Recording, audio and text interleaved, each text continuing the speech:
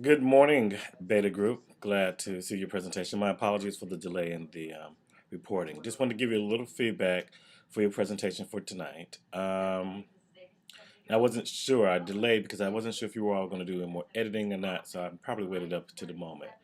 For the most part, I think your presentation's good. I think it's very good. Other than missing a couple of key items here and a little bit overpopulated on some of your slides, hopefully your actual verbal presentation will be appropriate. So let's get started. Um, hmm. Good slide. You have everyone's name. No graphic or so. I would probably just prefer suggest a graphic. Go to your first one. You do perfect thing. You set up the presentation. You give good definition to both of them.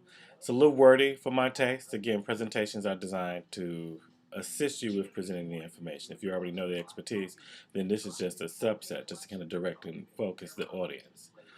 But since I guess you're going to use it for twofold reason, I guess that's okay. Same thing in here. This is for the most part just explaining the different types of reliability. Uh, Decent bullet points. Some format. I will put a little bit more space in between. It's not a major. Then you go off and do my favorite thing of actually provide examples of each of the cases, which is fine. Though again, formatting from the way that it's designed kind of runs up on one another, even though it's divided a little bit by the bold. Just a personal preference. My only suggestion about this is the first 3 to 4 slides, there are no graphics, no image, so there's nothing else to help um, take away or make the image kind of appealing. So it's just straight up words. Not my preference, but that's on you. Then you go into the next main word. You talk about credibility. You give two good definitions. You also, in each case, you give, and I meant to mention this earlier, you give the URL reference where you actually got the information from. So I don't think that's bad. You put in a small example here. I guess that's an example of how it can be used. I don't recall seeing it in the beginning. Nope. So just so some consistency sake, food for thought. If you're going to put a quote here, perhaps you may want to put quotes on the others as well.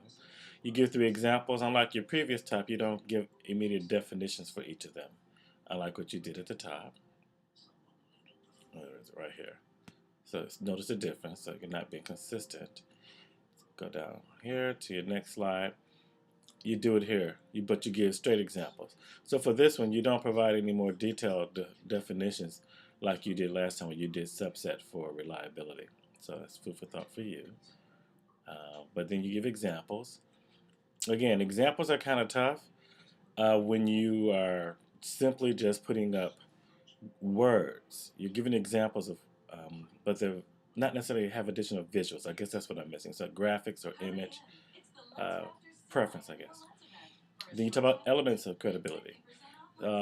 This is a new slide compared to how you did the original format on reliability. So I'm not sure how you're going to define or incorporate that. Let's see. And you don't. You just kind of put that. So you don't provide a setup for what are elements of reliability. So saying what elements of credibility. I'm just looking for how you're going to do it in the presentation. I understand what you mean by the presentation. I think that's an actual, not a bad idea to present it like that. But again, it's just going to come out the blue. So why are elements of credibility important? I guess is what I'm trying to make sure that you explain. Validity. You again, with the exception that you're missing where you got this definition from. Um, this is more of a. I don't know if this is a reference or you just if it's a statement being made. But here you quote your reference. You cite your reference. You don't do that here for validity. You give validity types. I'm assuming you're going to go into each of the types. So again, perhaps you can just reorder above where you do credibility. Um, Formatting issues here kind of runs together, my preference. And then check on learning. So I guess you're finished. Here you don't cite example. Oh, wait, take it back. You don't define here. That's what it is. So I don't see any definitions for the validity types like you did before. But then you go straight into examples. So just not some consistency orders here between the 3 different sections of your slide. So I guess these are questions that you're going to have them do quizzes on, which is good. Um, I guess this is kind of summarizing. One can I'd be interested to see how you're going to use this particular slide. I guess you're trying to marry all the concepts together. Here's your summary, simple and plain, and then your references. So I think, but just between your activities, maybe you're going to do something more involved in class. If this was just standing alone, these next 4 slides, I think that, and these next 3 slides, I think that you could probably have a little bit more bite to it if it's just standing on its own. But since you're going to do the presentation in class, we'll see. And of course, you summarize by putting your presentation or references at the back end, which I think are fine. And you give a nice kind of sample subset. So that's good. And I also appreciate the fact that this was the first group. You put everyone's name on it. The only thing I'll say you're missing, I would like to know that this is spring 2011, the hybrid class or the section, so that I wouldn't mind you putting that on here as well. Overall, you're just missing some graphics, I think. You better use some consistency throughout the presentation.